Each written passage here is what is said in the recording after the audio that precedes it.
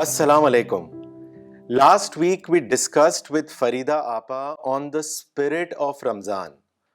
Among many aspects of Ramzan, we also learned that fasting is a special training that helps a believer prepare himself on how to lead a principled life, not just during the month of Ramzan, but in fact the whole year round. So we will continue our discussion on the spirit of Ramzan, and today we have with us doctor Sania Saneen Khan صاحب. تو چلیے بات چیت کرتے ہیں doctor صاحب کے ساتھ آن دا اسپرٹ آف رمضان. السلام علیکم ڈاکٹر صاحب، کیسے ہیں آپ؟ وعلیکم السلام، الحمدللہ. آپ کیسے ہیں؟ الحمدللہ. ڈاکٹر صاحب، سب سے پہلا سوال جو میرا ہے وہ یہ ہے کہ فاسٹنگ کا عربک ورڈ صوم ہے، تو صوم کے کیا معنی ہیں، اس کو آپ ہم سب کے لیے واضح کریں.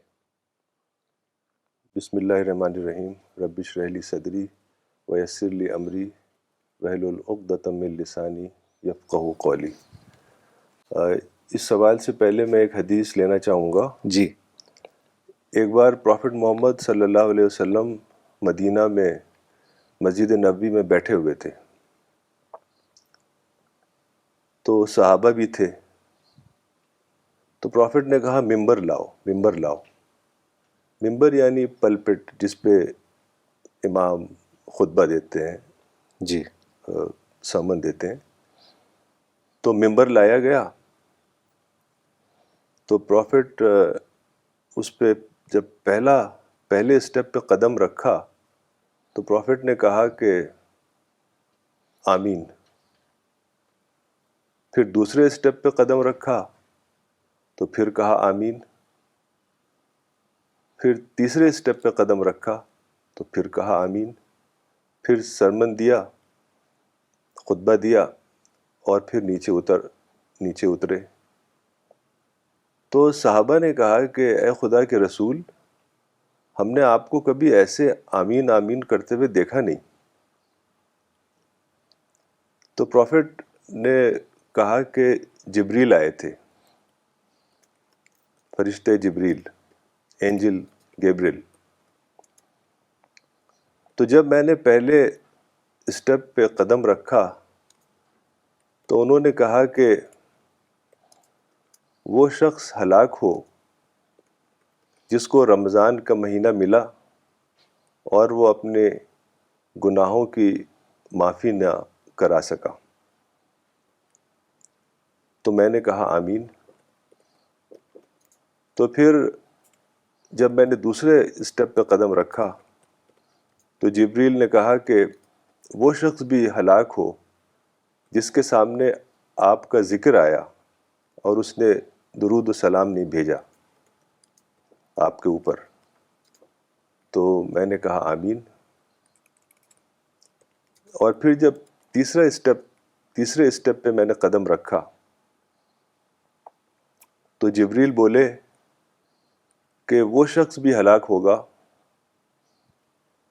جس کے دونوں پیرنٹس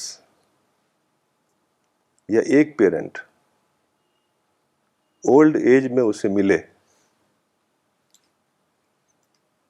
اور وہ ان کی خدمت کر کے جنت حاصل نہ کر سکا. تو میں نے کہا آمین.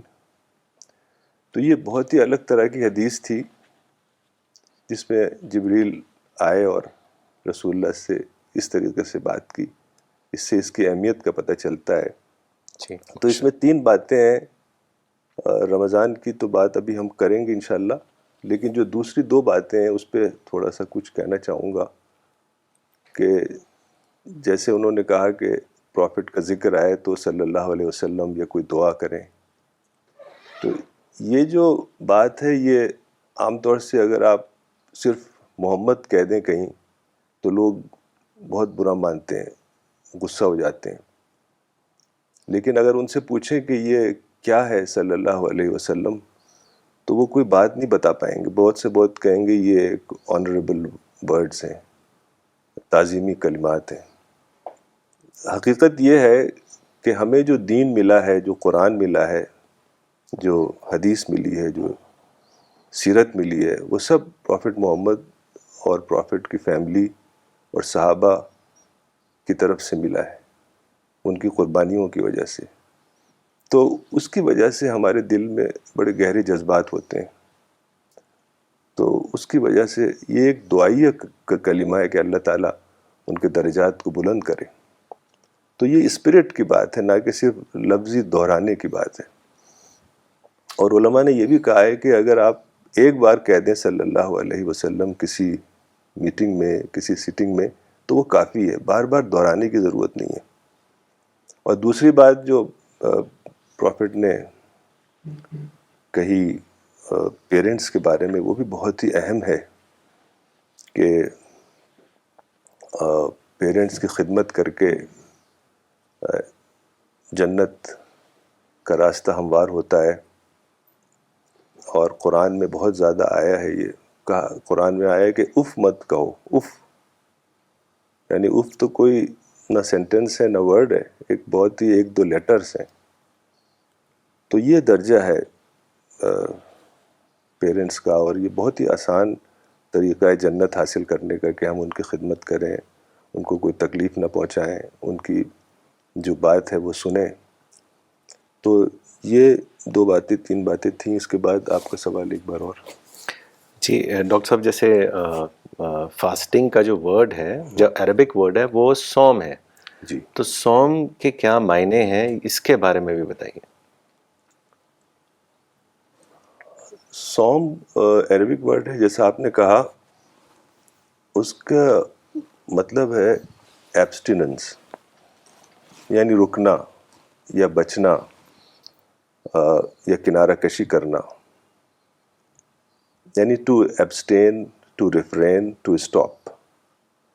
تو اس کا مطلب ہے کہ خدا کی جو منع کی ہوئی چیزیں ہیں اس سے بچنا. اور مولانا نے بہت اچھی طریقے سے اس کو لکھا ہے جی کہ جب انسان ایک غیر مطلوب چیز سے رکتا ہے تب وہ مطلوب چیز حاصل کر پاتا ہے. یعنی انڈیزائرڈ چیز سے رکتا ہے تب وہ جی ڈیزائرڈ چیز سے کو حاصل کر سکتا ہے. اور ایسے ہی جب انسان شیطان کی صحبت سے، اس کی کمپنی سے کو ترک کرتا ہے، شیطان کی کمپنی کو ترک کرتا ہے، تب فرشتوں کی کمپنی اسے ملتی ہے. اور جب وہ فخر اور غرور اور گھمنڈ اور پرائیڈ اپنے اندر سے ختم کرتا ہے تب اس کے اندر ہیوملٹی آتی ہے، جی ماڈسٹی آتی ہے، انکساری آتی ہے. اور جب وہ اسراف یعنی ویسٹفلنس کے کلچر کو ختم کرتا ہے تب اس کے اندر سادگی آتی ہے اور سمپلسٹی آتی ہے. اور جب وہ خواہشات کی پیروی کرنا ختم کرتا ہے تب وہ اللہ کی مرضی کے مطابق چل پاتا ہے. تو یہ ہے رکنا، ماشاء بچنا. اللہ. جی اور ایک اور حدیث ہے کہ جب رمضان کا مہینہ آیا تو پروفٹ نے لوگوں کو جمع کیا اور ایک خطبہ دیا، سرمن دیا، اس میں رمضان کی باتیں بتائیں. تو جب سرمن ختم ہوا تو حضرت علی رضی اللہ عنہ کھڑے ہوئے اور انہوں نے پوچھا کہ اے خدا کے رسول، رمضان میں سب سے اچھا عمل کیا ہے، سب سے اچھی ڈیڈ کیا ہے؟ تو پروفٹ محمد صلی اللہ علیہ وسلم نے فرمایا کہ اے ابو الحسن، رمضان میں سب سے اچھا عمل یہ ہے کہ انسان خدا کی منع کی ہوئی چیزوں سے رک جائے. الورع من محارم اللہ. تو یہی مطلب ہے صوم جی کا کہ اللہ کی منع کی ہوئی چیزوں سے رکنا. ماشاء اللہ. ڈاکٹر صاحب، یہ بھی مانا جاتا ہے کہ رسول اللہ سے پہلے 1,00,000 سے زیادہ پیغمبر آئے اور سب توحید کا پیغام لے کر آئے پوری انسانیت کو بتانے کے لیے. تو ایک سوال یہ اٹھتا ہے کہ were fast prescribe to all the other ummahs of the previous prophets as well. اس کو بھی آپ واضح کریں.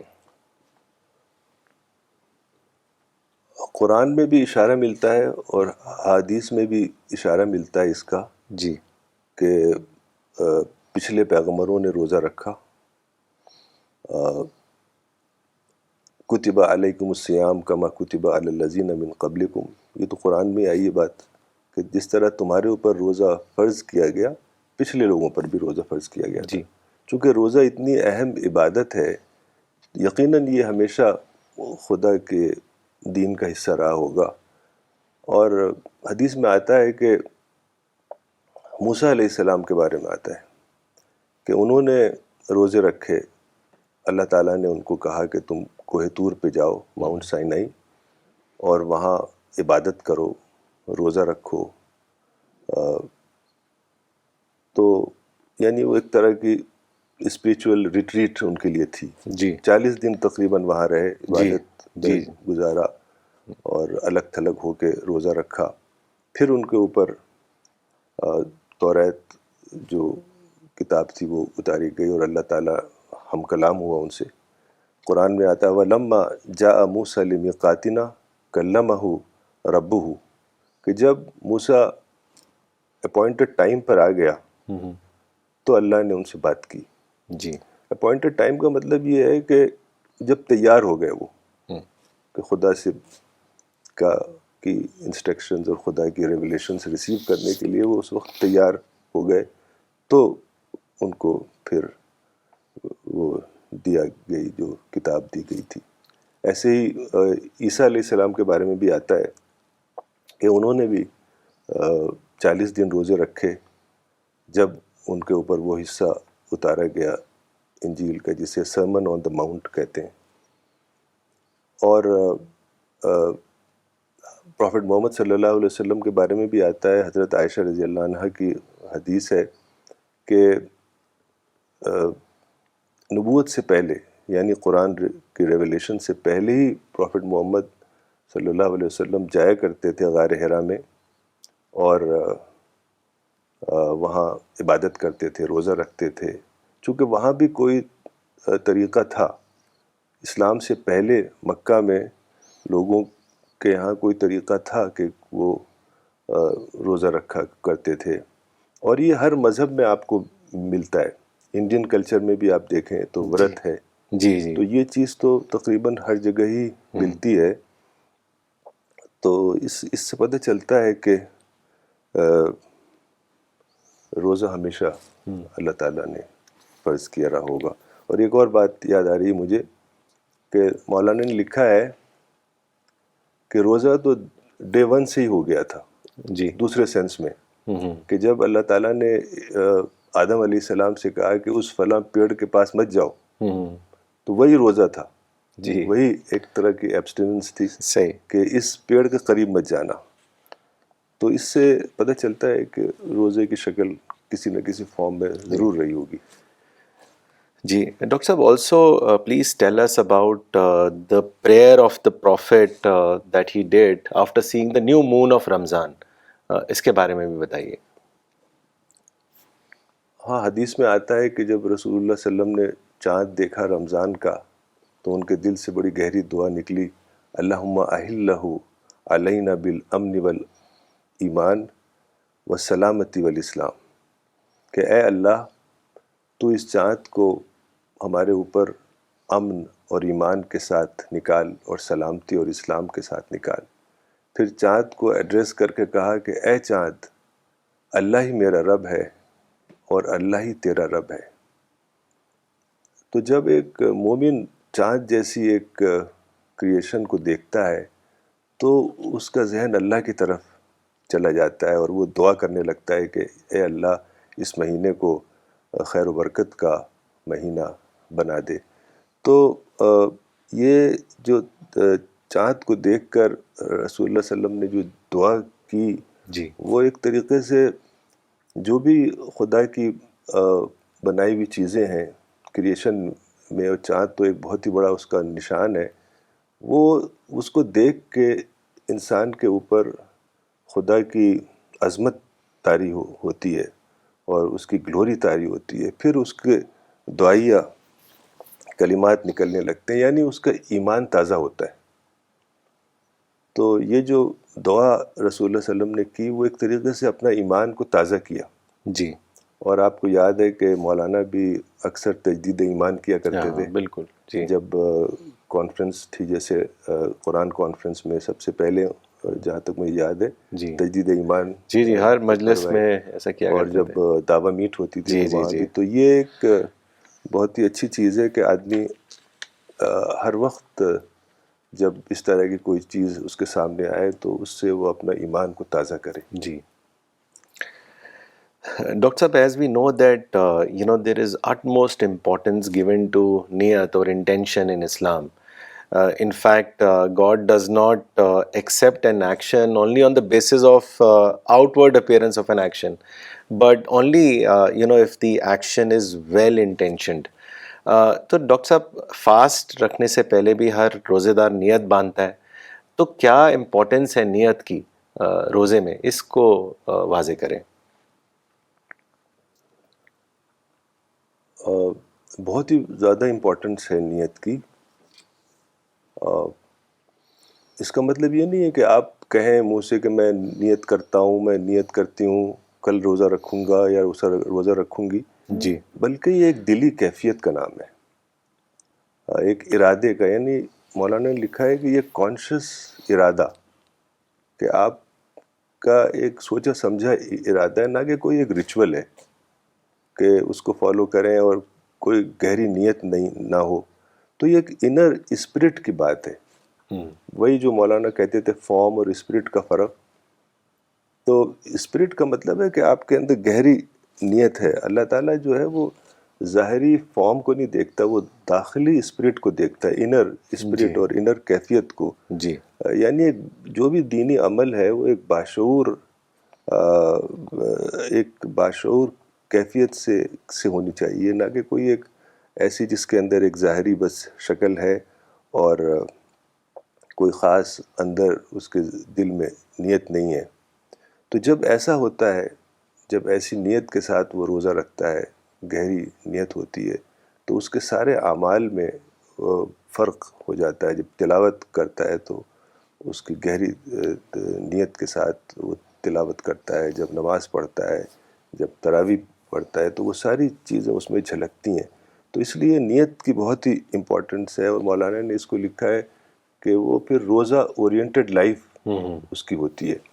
جی تو ماشاء اللہ. ہاں, مطلب یہ ہے کہ ایک صرف ایک فارم نہیں ہے, کوئی ایک بس بھوک اور پیاس کا تجربہ, بلکہ گہری اسپرٹ جب ہوگی تو ہر چیز میں وہ جھلکنے لگے گی. تو اس اعتبار سے نیت کی بہت اہمیت. جی ڈاکٹر صاحب, جیسا کہ ہم جانتے ہیں کہ Satan is the biggest enemy of a man, اور شیطان کی ایک کوشش ہمیشہ رہتی ہے کہ وہ انسان کو سیلف ڈسٹرکشن کے پاتھ پہ ڈال دے.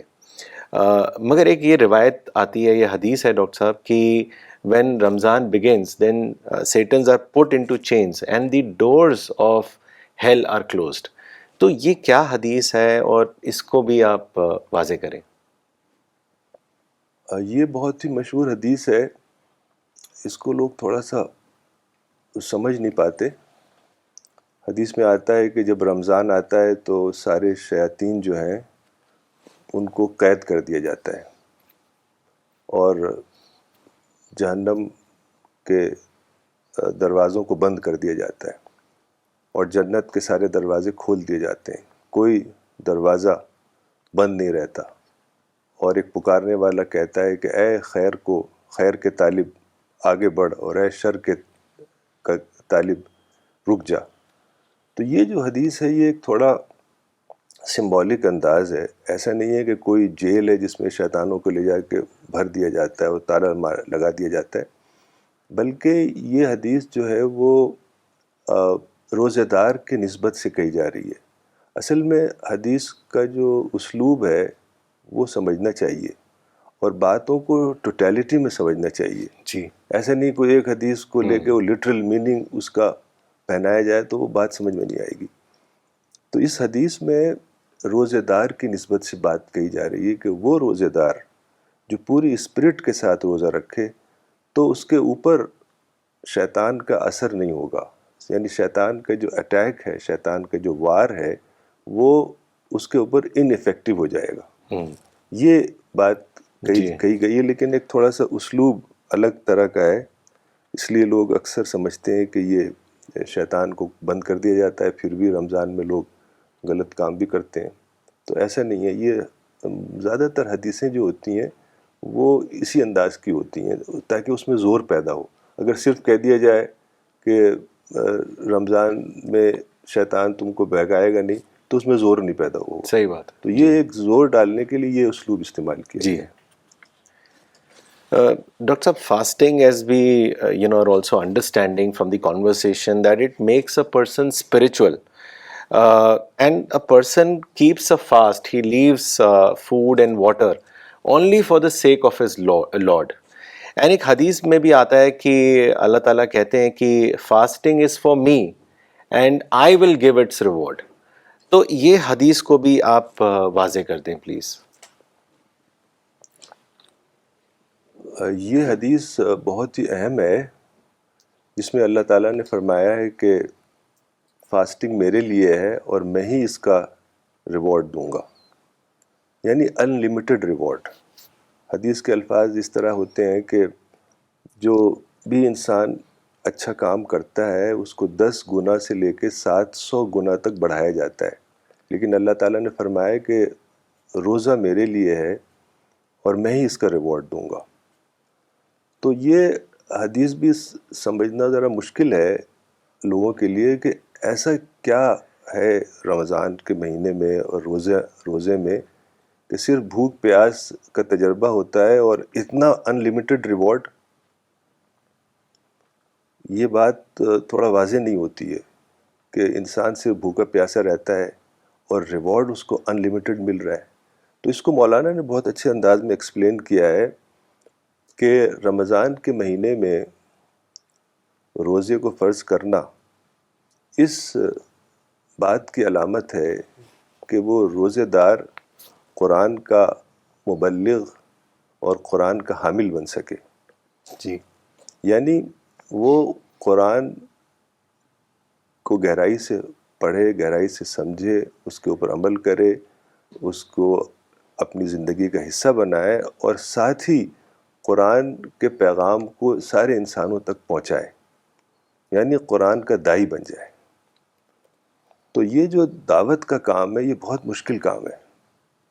یہ ایک خشک انداز کا کام ہے, کوئی اپریسیشن نہیں, کوئی ریکگنیشن نہیں, بلکہ لوگ نیگیٹو کامنٹری کرتے ہیں کہ کیسا کام آپ کر رہے ہیں. تو یہ اگر رمضان کے مہینے میں وہ پوری اچھی اسپرٹ, سچی اسپرٹ کے ساتھ روزہ رکھے اور اس کے اندر دعوت کا مزاج پیدا ہو, دعوت کا جذبہ پیدا ہو, اور وہ اپنے وقت کو, اپنے ٹائم کو, اپنے انرجی کو دعوتی کام میں لگائے, سارے انسانوں تک قرآن کو پہنچانا اپنی لینگویج میں ان کی, یعنی جو بھی ان کی مدر ٹنگ ہے اس میں قرآن کو وہ پہنچائے جس حد تک بھی وہ کر سکے, تب یہ ان لمیٹڈ ریوارڈ کی بات سمجھ میں آتی ہے. اور صرف روزہ رکھنا, وہ بھی اسپرٹ لیس روزہ, تو یہ بات سمجھ میں نہیں آتی کہ اتنا بڑا ریوارڈ, ان لمیٹڈ ریوارڈ کیسے ملے گا. تو وہ دعوت کا جو کانسیپٹ ہے اس سے جب ہم اس کو سمجھتے ہیں تو بات کلیئر ہوتی ہے. جی ماشاء اللہ.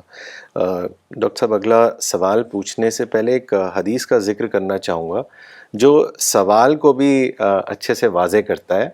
اور یہ حدیث بہت اچھی حدیث ہے کہ پروفٹ نے ایک مرتبہ بتایا that my lord offered me once the entire valley of Mecca in the form of gold, but Prophet refused, and he said to his Lord that I would rather have only one meal and remain hungry for the next. And when I am hungry, I turn towards you and I remember you. And when I eat, I thank you and I praise you. So it shows that how the spirit of Ramzan, how the spirit of Roza should be in a believer. تو سوال یہی ہے doctor صاحب کہ کوئی رسول اللہ کی زندگی سے آپ ہمیں بتائیں کہ کیسے اسپرٹ پہ ایمفسائز کرنا چاہیے, اس کے بغیر کہ لوگ فارم پہ زیادہ فوکس کریں. یہ آپ نے جو حدیث ابھی بتائی بہت ہی امپورٹنٹ ہے. جی. میں بھی اس کو انشاءاللہ ابھی واضح کروں گا تھوڑا.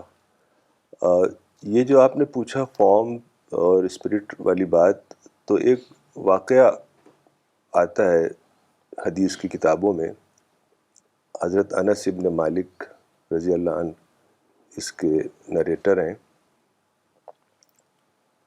انہوں نے بتایا کہ ایک بار 3 لوگ آئے پروفٹ کے گھر. اس وقت پروفٹ گھر پہ موجود نہیں تھے, کہیں گئے ہوئے تھے. تو انہوں نے گھر کے لوگوں سے, فیملی کے لوگوں سے پوچھا کہ پروفٹ کیسی عبادت کرتے ہیں. وہ جاننا چاہ رہے تھے کہ کیسی نماز پڑھتے ہیں, کیسے روزہ رکھتے ہیں, کیسے قرآن پڑھتے ہیں, دن میں کیا کرتے ہیں, رات میں کیا کرتے ہیں. تو پروفٹ کی فیملی نے بتایا ان کو کہ ایسے ایسے کرتے ہیں. تو انہیں کچھ کم لگا. وہ سمجھتے تھے کہ پروفٹ ساری رات نماز پڑھتے ہوں گے, سارے دن روزہ رکھتے ہوں گے, ہر وقت قرآن پڑھتے رہتے ہوں گے. جی. تو انہیں بہت کم لگا. تو انہوں نے کہا کہ پروفٹ تو پیغمبر ہیں, ان کے اللہ تعالیٰ نے ساری گناہیں معاف کر دی ہیں, اگلی بھی پچھلی بھی, تو ہمارا کیا مقابلہ ان سے, یعنی ہمیں تو بہت زیادہ کرنا ہوگا. تو اس میں سے ایک شخص نے کہا کہ میں ساری رات نماز پڑھوں گا. اور دوسرے شخص نے کہا کہ میں ہمیشہ روزہ رکھوں گا, سارے سال روزہ رکھوں گا. جی. اور تیسرے شخص نے کہا کہ میں کبھی نکاح نہیں کروں گا. تو یہ بات چیت ہو ہی رہی تھی, تب تک پروفٹ محمد صلی اللہ علیہ وسلم آ گئے گھر میں واپس, اور کہا کہ تم نے ایسی ایسی باتیں کہی ہیں, میں نے سنا. تو انہوں نے کہا ہاں. تو پروفٹ نے کہا کہ دیکھو, تم سب سے زیادہ میں خدا سے ڈرتا ہوں, اور تم سب سے زیادہ میرے اندر خدا کا تقویٰ ہے. میں رات کو نماز بھی پڑھتا ہوں اور سوتا بھی ہوں, میں روزہ رکھتا بھی ہوں اور نہیں بھی رکھتا ہوں, اور میں نکاح بھی کرتا ہوں. تو یہ حدیث بتاتی ہے کہ اسپرٹ اور روح کی امپورٹنس. جی. کہ آپ کوانٹٹی کے اوپر مت جائیں, بلکہ آپ اس کے اندر روح پیدا کریں, اسپرٹ پیدا کریں. جی. تو لوگ کیا کر رہے ہیں کہ کوانٹٹی کے پیچھے بھاگ رہے ہیں کہ جلدی جلدی جلدی قرآن ختم کر دیں. تو وہ میننگ لیس ایکسرسائز ہے, چاہے کم ہو لیکن اس کے اندر اسپرٹ بھری بھی ہو. تو اس واقعے سے یہ بات تھوڑا واضح ہوتی ہے. جی, ماشاء اللہ. ڈاکٹر صاحب, مولانا وحید الدین خان صاحب کہا کرتے تھے کہ the study and contemplation of the Quran are like taking a spiritual bath by making a person an awakened person. تو ایک سوال یہ بھی آتا ہے ڈاکٹر صاحب کہ how should we read the Quran and benefit from it during Ramadan, اس کے بارے میں بتائیں. قرآن کے بارے میں مولانا نے ہمیشہ یہ کہا ہے کہ اس پہ تدبر کریں, کانٹمپلیشن, ریفلیکشن, ڈیپ تھنکنگ.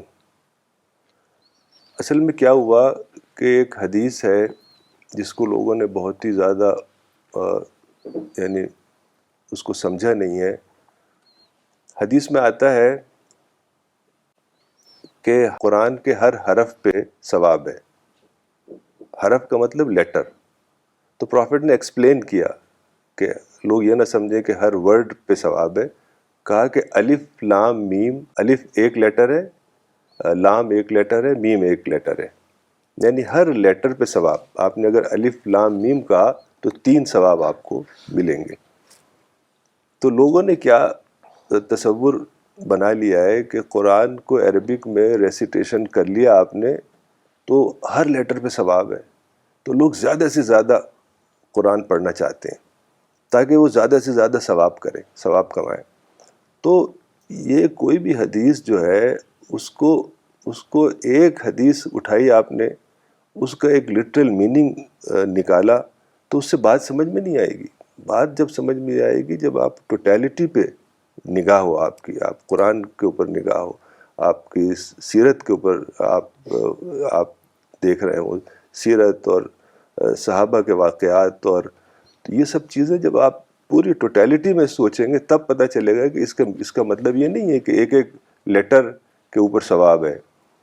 تو ثواب اس پر ہے جو قرآن کو پڑھے اور اس پہ غور کرے اور اس کو سمجھے اور اس کے پیغام کو انٹرنلائز کرے اور اس کے پیغام کو، اس کے میسج کو جو اس نے لیا ہے قرآن سے، وہ اپنی زندگی کا حصہ بنائے اور پھر اسی پیغام کو لوگوں تک پہنچائے. جب یہ سب چیزیں ہوں گی، نہ کہ صرف ریسیٹیشن، وہ بھی عربک جو کہ ایک لینگویج ہے، فورن لینگویج ہے ہمارے لیے، جو بہت کم لوگ سمجھتے ہیں. تو مولانا نے ہمیشہ کہا ہے کہ آپ اپنی مدر ٹنگ میں قرآن کو پڑھیے جی. تاکہ آپ سمجھ سکیں اس کو، اور سمجھ کے پھر آپ گہرائی سے سوچیے اس کو. تو یہ طریقہ ہے قرآن کے پڑھنے کا کہ آپ قرآن کو اپنی مدر ٹنگ میں پڑھیں، اس کے اوپر گہرائی سے سوچیں. اگر کوئی تفسیر آپ پڑھنا چاہیں تو بہت اچھی بات ہے. میں ریکمنڈ کروں گا تذکیر القرآن، جو مولانا وحید الدین خان صاحب کی تفسیر ہے، اور انگلش میں بھی ہے، کئی لینگویجز میں ہے. cpsglobal.org سے آپ ڈاؤن لوڈ کر سکتے ہیں. تو آپ قرآن کو اپنی لینگویج میں پڑھیں اور گہرائی سے سوچیں. اور زیادہ پڑھنا ضروری نہیں ہے، بلکہ کوئی حصہ آپ پڑھیں، اس پہ غور کریں، اس کو انڈر لائن کریں، اس کو ہائی لائٹ کریں، اور ایک ڈائری بنائیے، اس پہ لکھیے کہ کوئی حدیث آپ کو، کوئی آیت آپ کو پسند آئی ہے، کوئی آیت کو آپ دعا میں ڈھالیے، کوئی دعا آپ کو پسند آئی ہے وہ لکھیے، پھر آپ اس کو بار بار دیکھتے رہیے. تو یہی طریقہ ہے جس کو تدبر قرآن میں کہا گیا ہے. جی، جزاک اللہ ڈاکٹر صاحب، بہت اچھے سے واضح کیا آپ نے یہ سوال. ڈاکٹر صاحب، صبر کی اسلام میں بہت زیادہ اہمیت ہے، جیسے کہ ہم جانتے ہیں اور رسول اللہ کی زندگی سے بھی ہم نے دیکھا. ایک مرتبہ انہوں نے یہ بھی کہا رسول اللہ نے کہ رمضان کا مہینہ صبر کا مہینہ ہے اور صبر کا بدلہ جنت ہے. تو یہ جو رمضان کے مہینے کو صبر کا مہینہ کہا گیا ہے، اس کے بارے میں بھی آپ ہمیں بتائیں. ہاں، یہ جو آپ نے حدیث ابھی بتائی کہ رمضان کا مہینہ صبر کا مہینہ ہے اور صبر کا بدلہ جنت ہے، جی. یہ بہت اہم حدیث ہے. چونکہ روزہ صبر کی ٹریننگ ہے. چونکہ صبر کی بہت اہمیت ہے، پیشنس کی بہت اہمیت ہے.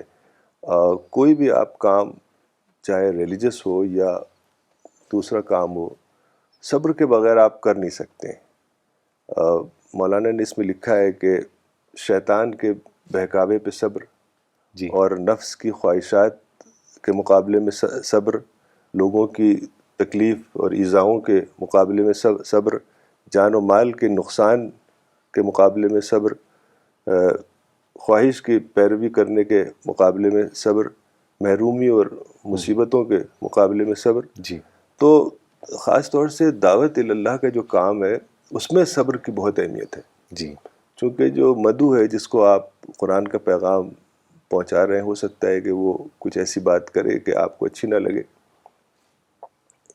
تو اس لیے صبر کی بہت اہمیت ہے. اور چونکہ ہمارا جو مشن ہے وہ دعوت ہے، اور دعوت کے لیے میں سمجھتا ہوں صبر کی بے پناہ ضرورت ہے. اس لیے صبر کی جو ٹریننگ رمضان میں ہوتی ہے، اس کی بہت اہمیت ہے. جی، ماشاء اللہ. ڈاکٹر صاحب، جیسا کہ ہم بات چیت بھی کر رہے ہیں کہ رمضان کے دوران we don't take food and water, and جیسے آپ نے بتایا کہ we have to save our self from giving any negative responses, جیسے غصہ نہ کرنا، غیبت یا کوئی ریاکشن، کچھ بھی اپنے دل میں کوئی میلس رکھنا، اس سب سے اپنے آپ کو بچانا ہے. And to save our self from distraction so that we can introspect and find out whether we are really following the principles as laid out in the Quran. تو ڈاکٹر صاحب، سوال یہ آتا ہے کہ what is the role of introspection in رمضان؟ اس کے بارے میں بتائیں. انٹروسپیکشن یا محاسبہ بہت ہی اہم ترین چیزوں میں سے ایک ہے. چونکہ رمضان کے مہینے میں روزہ رکھتا ہے انسان، قرآن پڑھتا ہے، تراویح پڑھتا ہے، اور چیزوں سے ڈسٹریکٹ نہیں ہوتا، بہت ساری چیزوں سے. تو اس کے اندر محاسبہ کا جذبہ آتا ہے، اپنے بارے میں سوچتا ہے. یہ سوچتا ہے کہ ایک دن آنے والا ہے جب وہ مرے گا اور خدا کی عدالت میں پہنچے گا اور وہاں اس کا حساب و کتاب ہوگا.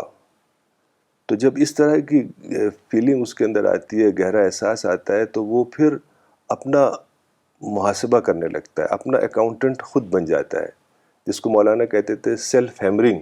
جی. تو اپنی خود سیلف ہیمرنگ کرنے لگتا ہے.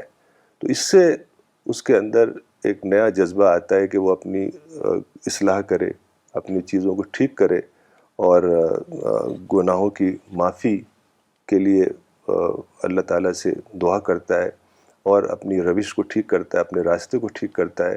تو رمضان کا مہینہ بہت ہی اچھا وقت ہے محاسبہ کا اور انٹروسپیکشن کا. جی. ڈاکٹر صاحب, after a day long fast, a believer at the end of the day makes the dua, and during iftar time he opens his fast. تو افطار کی دعا کے بارے میں بھی کچھ ہمیں بتائیں. افطار کے وقت حضرت محمد صلی اللہ علیہ وسلم دعا کیا کرتے تھے. کوئی ایسا نہیں ہے کوئی ایک پرٹیکولر دعا ہے جو ہر بار کرتے تھے, بلکہ وہ دلی احساسات کا ایک لفظوں میں ڈھلنا ہوتا تھا. جیسے پروفٹ نے ایک بار افطار کیا تو دعا کی ذہب الظم وابتلت العروق وثبت الاجر انشاءاللہ, کہ پیاس بجھ گئی اور رگیں تر ہو گئیں اور اللہ نے چاہا تو ریوارڈ یقینی ہو گیا. تو اس طرح کے احساسات آپ کے افطار کے وقت پیدا ہوتے ہیں, اور چونکہ عام طور سے انسان اس کو محسوس ہی نہیں ہوتا ہے کہ پانی اور کھانا کتنی بڑی نعمت ہے. تو جب رمضان کے مہینے میں افطار کے وقت وہ پانی پیتا ہے اور کھانا کھاتا ہے, تب اس کو لگتا ہے کہ اگر پانی نہ ہوتا اور کھانا نہ ہوتا تو ہمارے لیے کتنا بڑا مسئلہ ہوتا. تو پھر اس کو ساری جو اور نعمتیں ہیں وہ یاد آتی ہیں, تو گہرا خدا کا شکر اور گہری حمد اس کے سینے سے نکلتی ہے. تو رمضان میں افطار کا جو وقت ہے وہ بہت ہی اچھا وقت ہے دعا کرنے کا اور خدا کو یاد کرنے کا. اور ایک طریقے سے افطار ایک عبادت ہے, اور لیکن سادگی سے ہونا چاہیے, تبھی وہ اس کا وہ اگر اس کو بہت ہی لیوش اور طرح طرح کے کھانے ہوں گے تو پھر وہ جو افطار ایک عبادت ہے وہ ختم ہو جائے گی, آدمی اسی میں گم ہو جائے گا. جی. ڈاکٹر صاحب, ایک چیز اور بھی ہے کہ رمضان کا جو مہینہ جب آتا ہے تو مرد ہو یا عورت, امیر ہو یا غریب, ہر کوئی روزہ رکھتا ہے, اور روزے کی جو ڈیفیکلٹی ہے اس کو وہ پرسنلی ایکسپیرئنس کرتا ہے. اور پروفٹ محمد نے یہ بھی کہا کہ Ramadan is also the month of compassion. تو ایک ایسا ایٹماسفیئر کریٹ ہو جاتا ہے جس میں generosity, compassion, well wishingness for others, that gets created. So can we also say that Ramzan, during Ramzan, a fasting person becomes more sympathetic towards poor and needy people in the society? بالکل, چونکہ حدیث میں آتا ہے ہوا شہر المواسات, رمضان کے مہینے کو ہمدردی کا مہینہ کہا گیا ہے. جی. اور قرآن میں اس کے لیے مرحمہ آیا ہے, اس کا بھی مطلب ہمدردی ہوتا ہے. تو ویسے تو مواسات یا انسانی ہمدردی ایک مومن کے لیے ہر مہینے میں اور سارے سال ساری زندگی میں ایک مطلوب ہے, ایک چیز مطلوب ہے. لیکن رمضان میں چونکہ وہ محسوس کرتا ہے کہ جو شخص بھوکا ہے, جس کے پاس کھانے کو نہیں ہے, جو پیاسا ہے, جو بھوکا ہے, جو غریب لوگ ہیں, جو تکلیف میں ہے, ان کی تکلیف کو محسوس کرتا ہے, تو اس کے اندر یہ جذبہ اور زیادہ بڑھ جاتا ہے. یعنی ایک طریقے سے اس کا ذاتی تجربہ بن جاتا ہے, جو عام دنوں میں وہ تجربہ اس کو محسوس نہیں ہوتا. تو اس طریقے سے یہ شہر, یہ جو مہینہ ہے وہ ایک ہمدردی کا مہینہ اور لوگوں کے لیے ہیلپ کرنے کا مہینہ بن جاتا ہے، اور پھر یہ چیز اس کے لیے باقی سال کے باقی حصے میں بھی باقی رہتی ہے۔ جی ڈاکٹر صاحب، جب کوئی انسان اپنے رب کے لیے روزہ رکھتا ہے، صبر کرتا ہے، تو اس کے دل سے ایسے دعا کے الفاظ نکلتے ہیں کہ وہ اس کو اپنے رب سے بہت قریب کر دیتے ہیں۔ اور مولانا وحید الدین خان صاحب نے ایک بہت ہی اچھی بات اپنی کتاب میں لکھی تھی کہ صبر وہ زمین کے مانند ہے جس پر دعا کا بابرکت پودا نکلتا ہے۔ تو دعا ایک is not just merely an act of it's not a verbal act, but in essence it is an act of an heart. تو دعا اور روزہ کا کیا ریلیشن شپ ہے؟ اور رمضان کو دعا کا مہینہ بھی کہا گیا ہے، تو اس کے بارے میں بھی آپ ہم سب کو بتائیں۔ بالکل، رمضان کو دعا کا مہینہ کہا گیا ہے، اور جیسے آپ نے ابھی تھوڑی دیر پہلے ایک حدیث بتائی تھی کہ ایک فرشتہ آیا۔ اصل میں مکہ میں بہت حالات مشکل ہو گئے تھے۔ مکہ کی جو زندگی ہے 13 سال کی، اس میں بہت ہی مشکل ہو گئی تھی حالات، بہت ہی مشکل ہو گئے تھے حالات پروفٹ کے لیے، پروفٹ کی فیملیز کے لیے، اور جو صحابہ ہیں ان کے لیے۔ یعنی یہاں تک نوبت آتی تھی کہ کھانا پینا نہیں ہوتا تھا۔ حدیث کی کتابوں میں آتا ہے کہ ایک پتھر کا ٹکڑا چھوٹا سا لٹکا لیا کرتے تھے ایک دھاگے وغیرہ میں باندھ کے۔ جی، وہ یہ سائن ہوتا تھا کہ ایک وقت کا کھانا نہیں کھایا۔ اگر کسی نے 2 وقت کا کھانا نہیں کھایا تو 2 چھوٹے چھوٹے ٹکڑے لٹکا لیا کرتا تھا۔ لوگ اکثر اس کو بیان کرتے ہیں کہ بڑے بڑے پتھر باندھ لیا کرتے تھے۔ ایسا نہیں ہے، وہ آدمی بھوکا ہے تو بڑا پتھر کیسے باندھ سکتا ہے؟ وہ ایک وہاں کی ٹریڈیشن تھی کہ کوئی ایک چھوٹا سا پتھر لٹکا لیا کرتا تھا، ٹکڑا، ایک پیبل، تو لوگ دیکھ کے اس کو کھانا کھلایا کرتے تھے۔ تو یہ صورتحال تھی۔ تو جب یہ صورتحال تھی، کھانا پینا نہیں تھا، تو ایک دن فرشتہ آیا پروفٹ کے پاس اور کہا کہ اگر آپ کہیں تو یہ جو ویلی ہے، چونکہ مکہ ایک ویلی ہے، چاروں طرف ویلی ہے، بیچ میں کعبہ ہے، تو اس فرشتے نے کہا کہ یہ پوری جو ویلی ہے اس کو ہم سونے کی بنا دیتے ہیں آپ کے لیے، یعنی آپ بہت ریچ ہو جائیں گے، آپ کے تو سارے مسئلے ختم ہو جائیں گے۔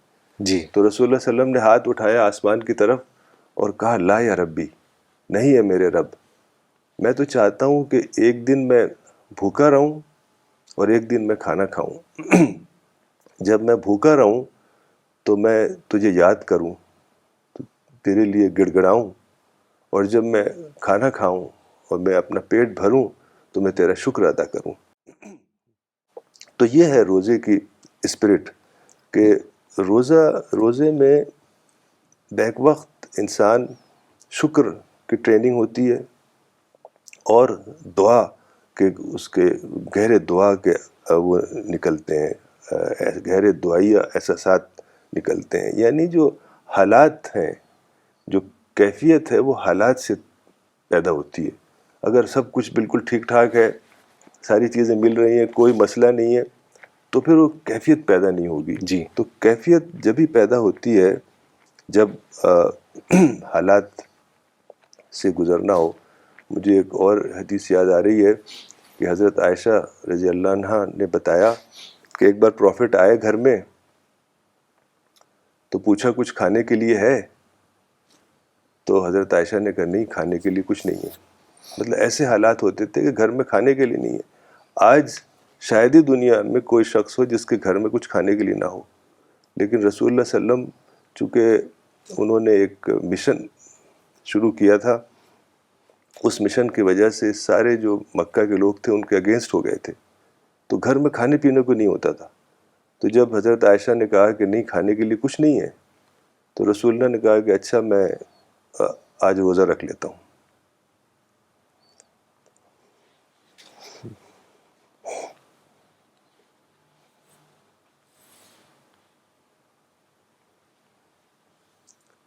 پھر کچھ دن کے بعد آئے ایک بار اور پوچھا کہ کھانے کے لیے کچھ ہے؟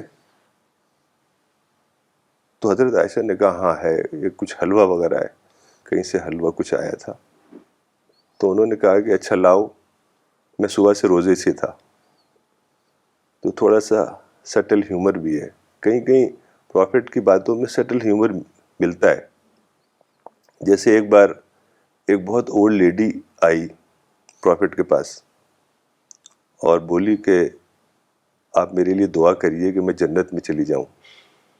تو پروفٹ نے کہا کہ نہیں، اولڈ لیڈیز جنت میں نہیں جائیں گی. تو بیچاری رونے لگی. تو پروفٹ نے کہا کہ تم ینگ ہو جاؤ گی پھر جنت میں جاؤ گی. تو اس طرح کی کہیں کی ہلکی سی باتیں جی ملتی ہیں جی دلچسپ. ڈاکٹر صاحب آپ نے ابھی جیسے بتایا اپنے جواب میں کہ شکر کی ٹریننگ بھی ہوتی ہے رمضان میں، آپ نے صبر کا بھی ذکر کیا اس سے پہلے. تو میں یہ بھی جاننا چاہوں گا کہ تقوی، شکر اور صبر، یہ ساری ویلیوز کیسے انکلکیٹ ہوتی ہیں رمضان میں، اس کے بارے میں بھی بتائیں آپ. اور دراصل روزے سے انسان کے دل میں نرمی اور شکستگی پیدا ہوتی ہے. جی یعنی وہ اس لائق ہوتا ہے کہ سٹل احساسات کو محسوس کر سکے، سٹل فیلنگز کو محسوس کر سکے. جو خدا کی طرف سے انسپریشنز آتے ہیں وہ بہت ہی سٹل انسپریشنز ہوتے ہیں. تو رمضان کے مہینے میں جب انسان روزہ رکھتا ہے اور دعا کرتا ہے، قرآن پڑھتا ہے اور نماز پڑھتا ہے، تو اس کے اندر وہ کیفیت پیدا ہو جاتی ہے جی کہ وہ خدا کی انسپریشنز کو محسوس کر سکے. تو اس لیے وہ آسانی سے باتوں کو سمجھ پاتا ہے اور ایک طریقے سے وہ اس کی روحانی ترقی کا ایک سفر ہوتا ہے جی اور گہری معرفت پیدا ہوتی ہے. تو یہ سب چیزوں کی وجہ سے وہ اعلیٰ روحانی ترقی کا ایک دور ہوتا ہے اس کے لیے. جی ڈاکٹر صاحب، many old people are not able to keep their fast. So is there any compensation for them on missing their fast? What is your comment on that? ویسے تو یہ ایک سوال ہے جو عام طور سے مفتی حضرات زیادہ صحیح بتاتے ہیں، جی چونکہ وہ ڈیٹیل کے ساتھ بتاتے ہیں، وہ ایکسپرٹ ہیں اس کے. لیکن یعنی براڈلی دو کیٹیگریز ہیں. ایک تو یہ کیٹیگری ہے کہ ایک شخص بیمار ہے اور اولڈ ایج ہے اور ایسی بیماری ہے کہ وہ روزہ رکھ ہی نہیں سکتا. جیسے ڈائبٹک ہے تو اس کو بھوک لگے گی کچھ دیر میں، اس کو کھانا چاہیے، اور اس کی جو شوگر ہے وہ اتنی لو ہو جاتی ہے کہ بہت ڈینجرس لیول تک پہنچ جاتی ہے، تو وہ روزہ نہیں رکھ سکتا. اور بھی کئی بیماری ہیں، اور بھی کچھ کنڈیشنز ہیں جس میں روزہ رکھنا پاسبل نہیں ہے.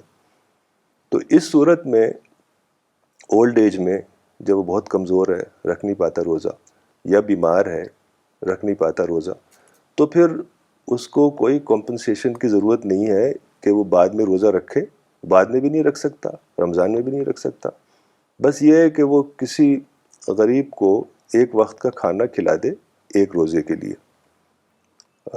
پرانے زمانے میں یہ کھانے کا رواج تھا. اب علماء کا کہنا ہے کہ آپ جو کھانے کی رقم ہے وہ آپ دے سکتے ہیں. یعنی اگر آپ مان لیجئے 100 روپے ایک کھانے کا ہے تو آپ نے 30 روزے چھوڑے تو 3000 آپ کسی غریب کو دے دیں.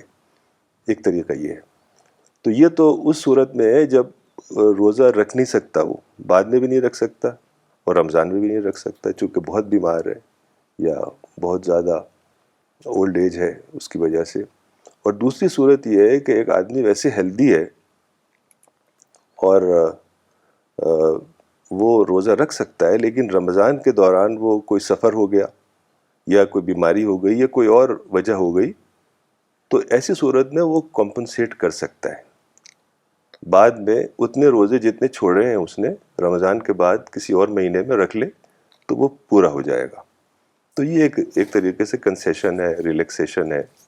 چونکہ قرآن میں آتا ہے کہ اللہ تعالیٰ تمہارے لیے آسانی چاہتا ہے، مشکل نہیں چاہتا. اور جو تیسری شکل ہے جس میں ایک وارننگ ہے کہ ایک شخص ہے جو ہیلدی ہے اور وہ روزہ رکھ سکتا ہے.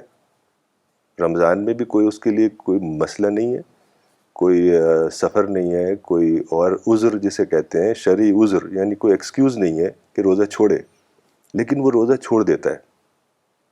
پھر وہ چاہے کہ وہ اس ایک روزے کو کمپنسیٹ کرے. تو حدیث میں آتا ہے کہ وہ ساری زندگی روزہ رکھے لیکن ایک روزہ کمپنسیٹ نہیں ہوگا. تو اتنی بڑی وارننگ بھی ہے یہ جی کہ جو شخص روزہ رکھ سکتا ہے اس کو روزہ رکھنا چاہیے, اور اگر وہ چھوڑتا ہے روزہ تو وہ کبھی بھی کمپنسیٹ نہیں کر سکتا. کوئی صورت نہیں ہے, ساری زندگی روزہ رکھے جی تو بھی وہ روزے کو کمپنسیٹ نہیں کر سکتا. تو اللہ تعالی ہم سب کو توفیق دے آمین اور اس مہینے کو ہمارے لیے خیر و برکت کا مہینہ بنائے. آمین. جزاک اللہ ڈاکٹر صاحب, آج آپ نے اسپرٹ آف رمضان کے بارے میں بہت سی اچھی اور روحانی باتیں بتائیں. ہم دعا کرتے ہیں کہ یہ رمضان ہم سب کی معرفت کو بڑھائے اور ہمیں زیادہ سے زیادہ اللہ سے قریب کرے. آمین.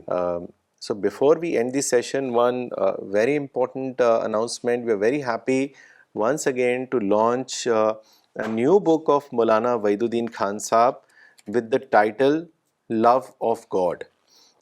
This is an English translation of some of the chapters of Maulana Waiduddin Khan's Urdu book Kitab-e-Marifat. The translation has been done by Professor Farida Khanum.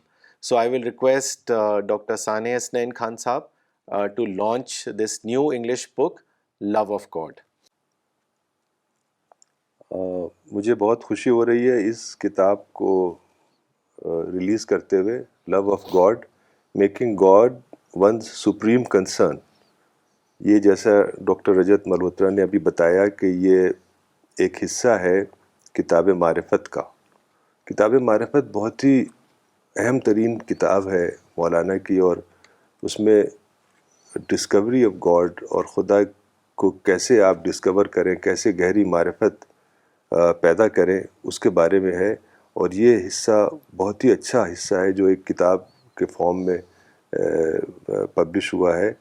تو میں سب جن لوگوں نے اس میں تعاون کیا, خاص طور سے پروفیسر فریدہ خانم نے ٹرانسلیٹ کیا, اور جن لوگوں نے سی پی ایس کے لوگوں نے اس میں تعاون کیا, اس کی چیکنگ کی, اس کی پروف ریڈنگ کی, اس کی سیٹنگ کی, اس کی ڈیزائننگ کی اور پبلش کیا, اللہ تعالیٰ ان سب کو بہت ہی اجر عظیم عطا فرمائے. Ameen. You can download this book from www.cpsglobal.org. It is available.